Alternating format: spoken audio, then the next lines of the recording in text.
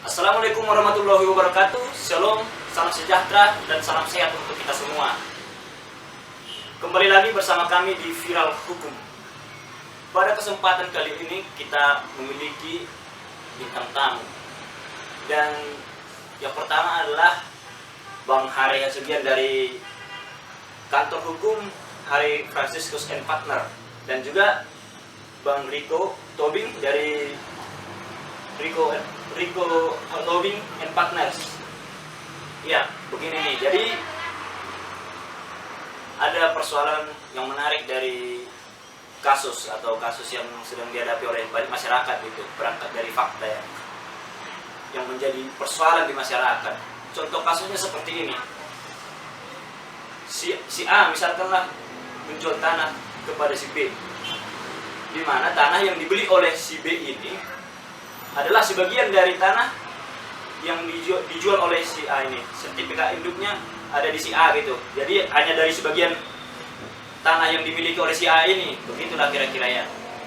Dan saat pembuatan AJB, memang si B ini tidak memegang sertifikat tanahnya, karena itu adalah bagian dari sertifikat induk yang dimiliki oleh si A. Seiring berjalannya waktu, si B ini tidak meningkatkan gitu, tidak ada mengurus, begitulah kira-kira ya, masalah sertifikat ini ataupun, jadi dia hanya memegang AJB-nya saja. Jadi untuk memperoleh kepastian hukumnya itu seperti apa itu kira-kira? Untuk pertama saya persilahkan ke Bang Rico Tobing. Baik. Terima kasih Bang Setiono atas pertanyaan. Mungkin ini pertanyaan dari masyarakat ya? Ya, yang persoalan-persoalan yang timbul di masyarakat, begitulah, banyak kasusnya begitu. Jadi memang betul di luar sana banyak permasalahan yang timbul ketika pada saat mereka menjual dan membeli. Kadang beberapa orang tidak sampai langsung mengurus gitu ya. Iya. Karena mungkin ada beberapa faktor, seperti mungkin terkendala biaya atau dianggapnya sudah selesai bahwa itu kepemilikan sah yang dimiliki oleh pembeli tersebut. Untuk kasus yang tadi Bang Setiono tanyakan, jadi saya ulang lagi ya pertanyaannya. Memang gambarannya ada sertifikat nih, mungkin luasnya besar, mungkin ya, besar 1000 meter. Mungkin penjual pun susah untuk menjual kan, karena terlalu besar. Akhirnya penjual menjual hanya sebagian, entah berapa meter, terserah pembeli lah berapa meter gitu kan. Nah, akhirnya jual beli ini dilakukan dengan tanda-tangan akta jual beli begitu. Dan akhirnya setelah dibeli tidak pernah ada proses selanjutnya atau splitting atau semacamnya kan. Iya. Dibiarkan sehingga penjual tidak diketahui keberadaannya. Mungkin begitu ya. Iya. Jadi memang masalah itu banyak ya teman-teman, banyak hal yang masalah terkait itu. Jadi saya mau coba jawab mengenai hal itu. Pertanyaannya sekarang itu, si pembeli langkah apa yang harus dilakukan? Jadi langkah pembeli ini harus benar pasti supaya dia mendapatkan haknya gitu kan. Iya. Nah, saya mau kasih jawaban yang simple. Jadi memang untuk perkara seperti ini kita harus ajukan ke pengadilan negeri. Dan pengajuannya itu berbentuk gugatan ya, karena ada permohonan, ada gugatan. Karena ini ada pengesahan jual beli, akhirnya harus ada yang disahkan gitu. Jadi ada gugatan, jadi bukan permohonan.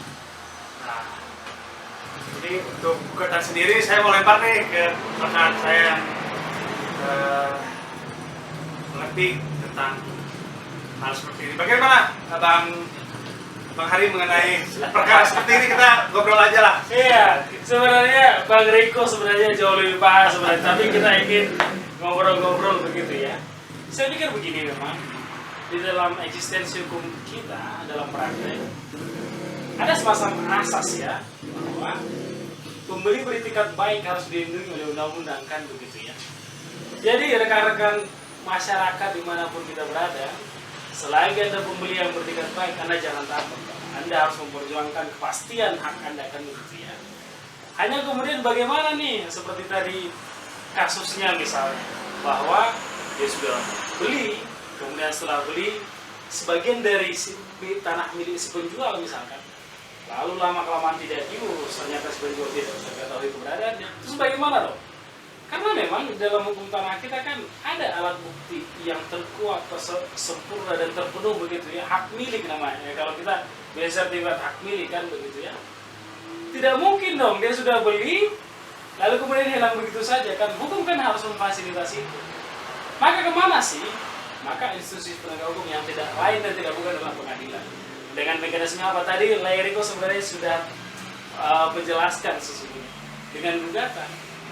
Jadi begini, memang ada asas bahwa kalau gugatan itu kan harus ke tempat tergugat. Hanya kalau dia mengenai perselisihan mengenai objek benda tetap, misalkan tanah dan bangunan kan di tempat lokasi itu kan begitu ya, untuk mempermudah nanti proses pemeriksaannya. Jadi rekan-rekan semua, kalau menurut pengalaman kita lah ya, saya dengan RPD kebetulan kita sudah temenan dari dulu, bahkan sebelum kita punya kantor masing-masing, dan sampai sekarang meskipun kita punya bendera masing-masing, kita sudah sahabat dan kita sudah mengerjakan hal begitu kan begitu ya. Bang Riko begitu saya pakai lain gitu ya. Karena biasanya kita ngomong lain begitu ya, kadang-kadang Bang wajar lah begitu ya. Memang dalam prakteknya kita harus minta ke pengadilan bahwa hakimnya lah yang nanti akan memutuskan. Pertama adalah pengesahan jual beli itu. Yang kedua adalah setelah jual beli itu dinyatakan sah, maka kita juga minta supaya disahkan bahwa kita adalah pemilik begitu ya. Yang ketiga, karena memang hak dibuktikan semacam akta jual beli untuk peningkatan hak, maka kita juga kalau boleh dimintakan di petitumnya. Petitum itu apa yang kita minta begitu ya ke majelis, supaya dinyatakan bahwa kita sah bertindak untuk diri sendiri ataupun selaku pembeli atau penjual untuk diri sendiri untuk menghadap PPAT terkait begitu lagi. Keempat misalkan adalah kita memohon supaya pengadilan atau majelis hakim yang berisi itu memerintahkan nih supaya BPN, karena institusi yang mengeluarkan akta autentik berupa sertifikat kan BPN ya, Badan Pertanahan atau Kantor Pertanahan begitu ya, untuk memerintahkan kantor pertanahan supaya mencatatkan atau menerbitkan sertifikat yang nanti akan menjadi alas hak kita. Saya pikir kurang lebih begitu Lairiko, atau gimana kira-kira Lairiko ada lain misalkan? Oh berarti seperti itu ya, jadi Ya. berarti kalau misalkan seiring berjalannya waktu tidak sertifikatnya tidak ada, langkah yang bisa diambil itu mengajukan gugatan, berarti begitu kira-kira ya, biar untuk memerintahkan nanti BPN untuk menerbitkan sertifikat begitu kira-kira ya. Jadi maaf ya, saya potong sebentar ya. Dalam hal ini mungkin masalah kasusnya tidak mungkin orangnya ada dan sertifikat ada gugatan, kurang lebih begitu.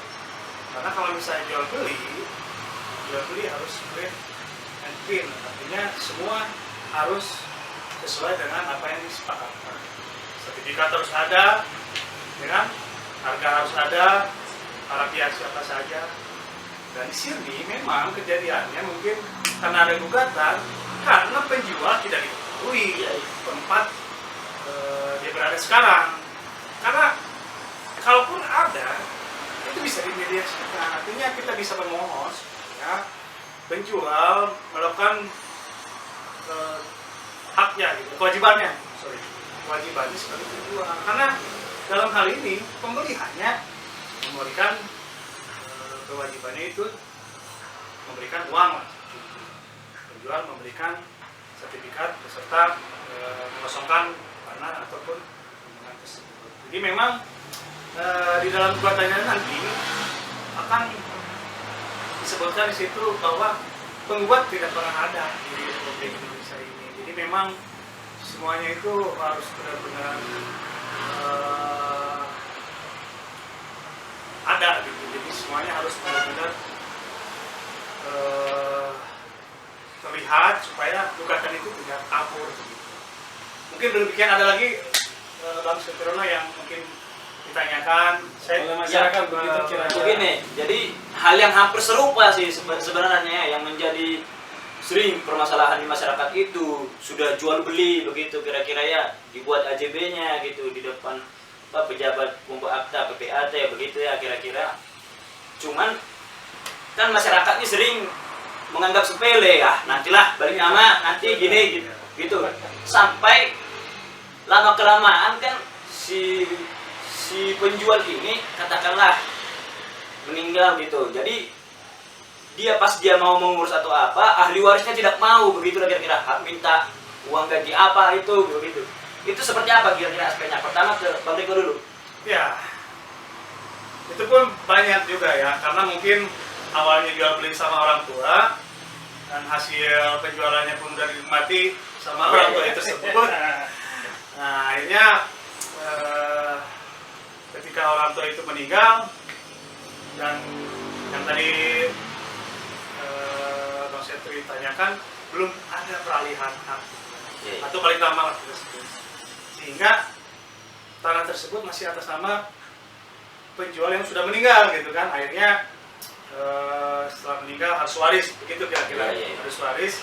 Nah ketika harus waris, ahli warisnya minta semacam hak dia kan. Ya begitulah kira-kira. Tambahan gitu. Padahal sudah dibayar dulu. sudah dibayar duluan. Memang banyak seperti itu ya. Tapi saya mau melemparkan ke rekan saya biasa. Bagaimana Bang? Saya pikir Bang Riko juga sudah menjelaskan tadi ya. Jadi memang begini, pada intinya kapan sih sebenarnya peralihan hak terjadi kan begitu ya? Ketika terjadi jual beli tanah. Sesungguhnya saat AJB dilakukan di situ kan sudah ada peralihan hak sesungguhnya. Dan hanya memang secara formil bukti kepemilikannya yang belum beralih kan begitu ya. Tapi kemudian ini dalam praktek benar, ini jadi masalah nih. Karena sudah meninggal si penjual padahal belum ada sertifikat misalkan. Lalu bagaimana caranya? Tentu begini. Ini akan juga terkait dengan hukum waris ya. Bahwa dalam pewarisan itu tidak hanya aktiva atau piutang yang beralih, pasifa atau kewajiban juga sebenarnya beralih juga. Jadi kalau kita ada di antara kita masyarakat nih, kita bilang nih orang tua kita yang jual itu bukan urusan kita kan, kadang-kadang begitu ya, supaya dapat lebih misalkan. Kita mesti hati-hati, kita harus berpikir baik. Karena aktiva dan pasifa piutang atau kewajiban itu beralih juga kan. Sehingga kalau misalkan dahulunya orang tua kita sudah melakukan AJB misalnya, sudah terima pembayaran, namun kemudian tidak menyelesaikan kan karena ada satu dan lain hal biaya seperti kata Bang Riko tadi dan lain-lain, maka ahli warisnya harus ikut dong, bantu dong supaya misalnya bikin AJB baru, lalu kemudian timbullah lahirlah sertifikat.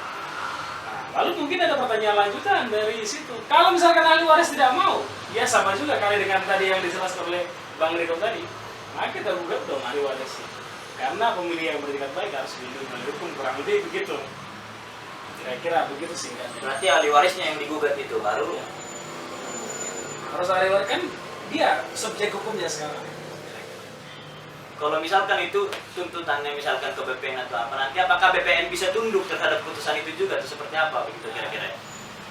Jadi begini, untuk mengenai BPN ataupun siapapun terkait dalam hal ini, entah itu PPAT ataupun BPN ataupun pajak atau segala pun, mereka hanya sebagai turut tergugat.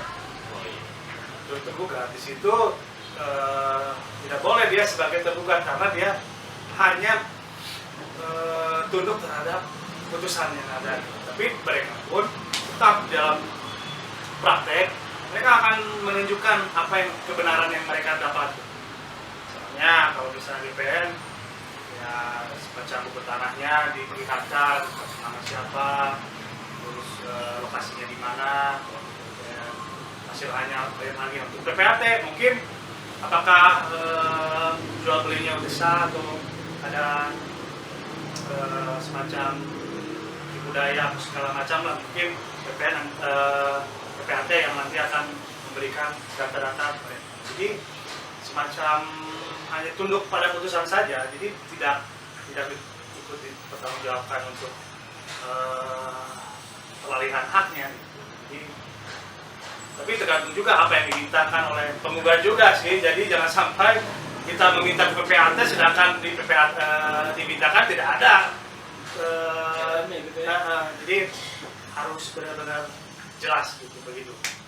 Nah, Ya, untuk pertanyaan kepada Bang Arni, saya ada pertanyaan menarik nih. Jadi kalau misalkan lah apa persoalan kayak tadi ya yang menjadi pertanyaan apa? Kira-kira masyarakat pasti butuh kejelasan kan dalam suatu gugatan apa? Kira-kira berapa lama gitu dalam proses gugatan seperti itu kan dalam kasus seperti itu gitu. Pasti masyarakat kan butuh kadang-kadang butuh kepastian begitu kan. Jadi memang begini, ada peraturan Mahkamah Agung ya kalau tidak salah untuk peraturan Mahkamah Agung semacam begitu. Bahwa gugatan seharusnya seyogianya kan selesai dalam 6 bulan kan begitu ya. Tapi dalam praktek bisa lebih, bisa setahun atau lebih malahan. Jadi memang itu tergantung pertama adalah lama tidaknya itu adalah tergantung para pihak berapa banyak pihaknya. Lalu seperti tadi case-nya kalau kasusnya adalah tidak ada orangnya misalkan, maka dia harus lewat panggilan umum misalnya toh.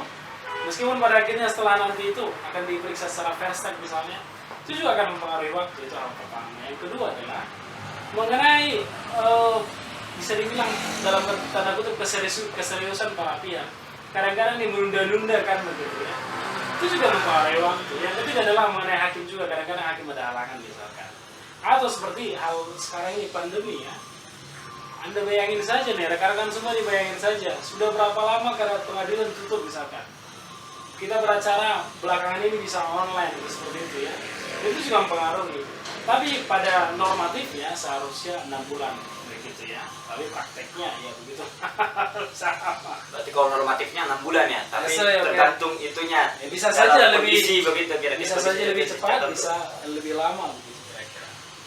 Dalam saya kembali pertanyaan nih, siapa ya apa masalah pembeli tadi ya ke kasus yang tadi.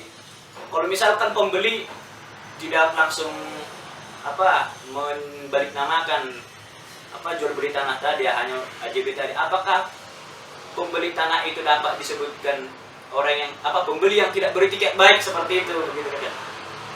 Bagaimana tanggapannya? Jadi begini, saya dulu ya, boleh. Nanti kita dulu. Jadi gini, kita bicara mengenai pembelian kan, bukan bicara mengenai peningkatan hak, itu dua hal yang berbeda. Itu dua hal yang berbeda. Konteksnya case tadi adalah mengenai jual beli. Kapan sih dianggap seseorang itu pembeli yang bertingkat baik? Begitu ya. Tentu prosedurnya misalnya nih, dia tidak ada rangkaian kebohongan di sana, tidak ada niat jahat di sana misalkan begitu ya. Lalu harganya juga oke misalnya, tidak ada permainan di sana. Maka ketika jual pembelian itu kapan sih terjadi? Maka ketika AJB ditandatangani sudah terjadi sebenarnya peralihan hak. Sudah selesai sebenarnya jual belinya. Tergantung dia peningkatan haknya bukan. Jadi sampai di situ sebenarnya garisnya. Kalau sampai di situ garisnya, maka orang itu bertingkat baik loh. Kecuali nih dalam praktek misalnya nih ada orang jual aset, padahal bohong-bohongan utang piutang misalnya sebenarnya, tapi seolah-olah jual beli.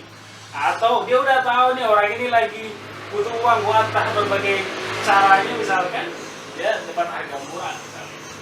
Jadi pertanyaan ini saya pikir itu kapan dinilai dia sebagai orang bertindak baik dengan hal demikian, misalkan harus diukur sampai AJB-nya. Tidak bisa kita misalkan karena dia tidak ditingkatkan sehingga dia tidak bertindak baik, kalau tidak begitu. Itu bukan perihal konteks dalam jual beli lagi, itu hanya peningkatan haknya. Saya pikir begitu, atau gimana?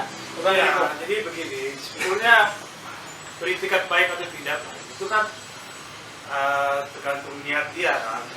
Untuk apa penggunaan tanah tersebut. Jadi memang ada seperti ini kasus seperti ini. Jadi dia memang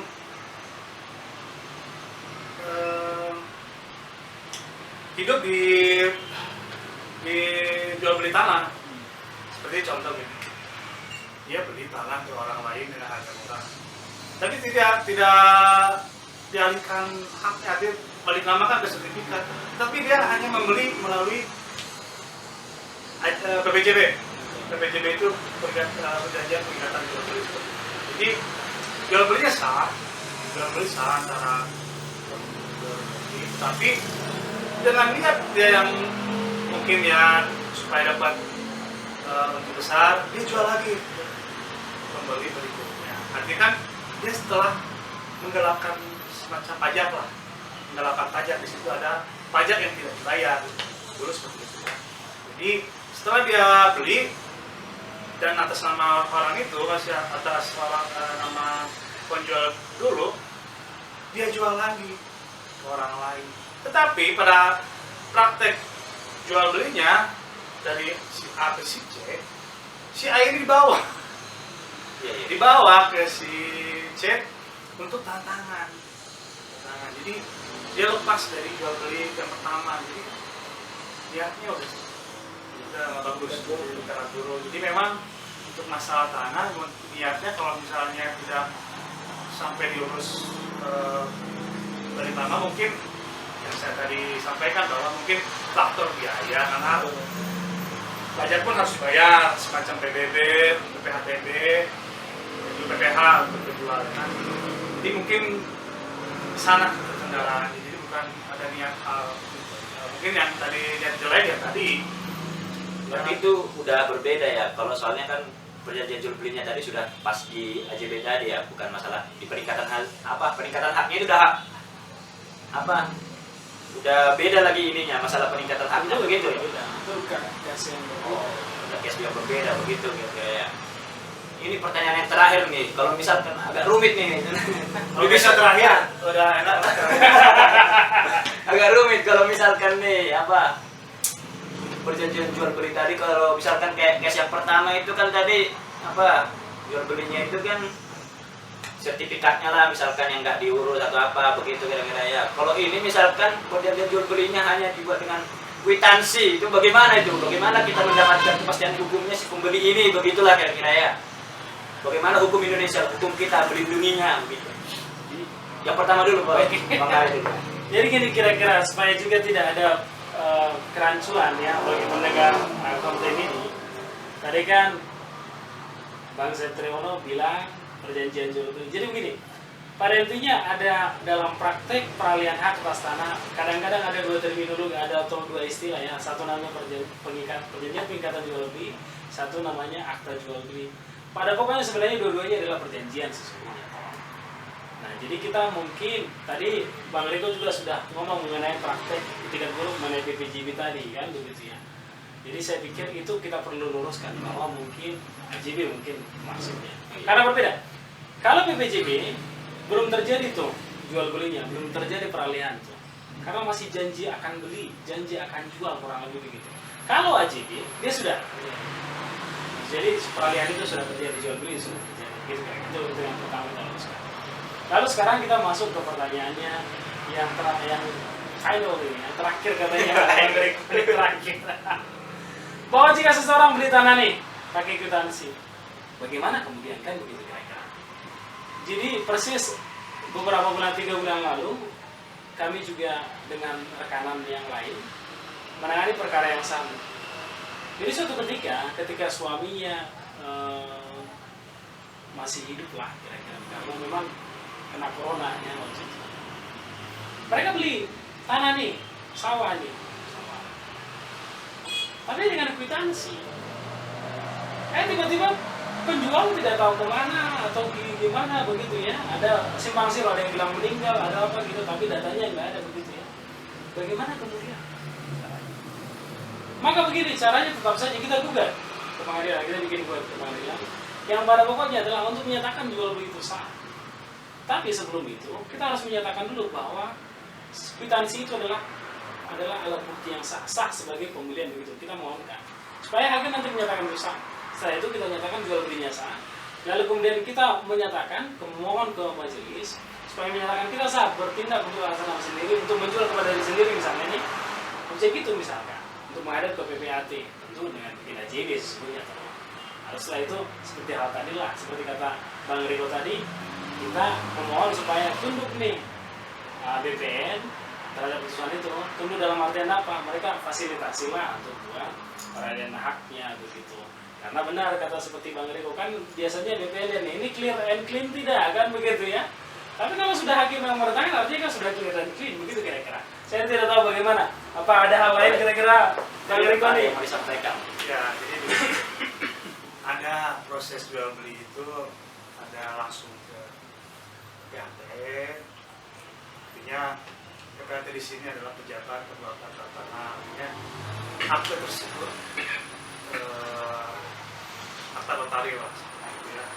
Akte yang perlu ada saksi di situ yang melihat, ada semua dijelaskan. Tapi di sini ada juga jual beli berdasarkan kwitansi yang tidak, ya pembuktiannya sangat sulit lah. Tapi pertanyaannya adalah apakah dua-duanya sah? Ini salah ketika yang disampaikan Bang Hari tadi tetap yang menentukan sah atau tidak itu adalah lembaga pengadilan. Ini memang pembuktiannya yang jadi sulit kalau misalnya berdasarkan kwitansi. Ya harus ada saksi, terus ada yang jual belikan, gitu. Berapa harganya, tetap di situ harus disampaikan. Jadi memang mengenai jual beli kwitansi ya yang disampaikan Bang Hari itu ya udah jauh semua bahwa semuanya itu harus pengadilan. Kita tadi berbicara harus pengadilan, putusan pengadilan. Ya itu jalan satu-satunya. Tidak mungkin kita datang ke BPN dengan bukti yang seadanya. Ya memang menurut BPN ya ini apa-apaan. Mungkin BPN berpikir kurang tepat kalau misalnya hanya saling kwitansi doang gitu kan. Mereka pun butuh yang namanya kepastian. Jadi memang begitu Bang Setri. Jadi mengenai tanah itu sangat Rumit begitu ya. Jadi Banyak memang kasus ya. karena kasus yang sedikit rumit, kalau tidak dijalankan ya beginilah hasilnya. Dan saya pikir hal begini harus sering kita buat ini. Betul, Jadi ini menjelaskan edukasi begitu ya. Apalagi dalam teorinya kan di tanah disebut religio magis ya. Jadi hubungan kita tidak hanya mengenai material saja terhadap tanah, tapi ada religius ya begitu ya. Sangat dekat, sensitif sekali kan. Iya.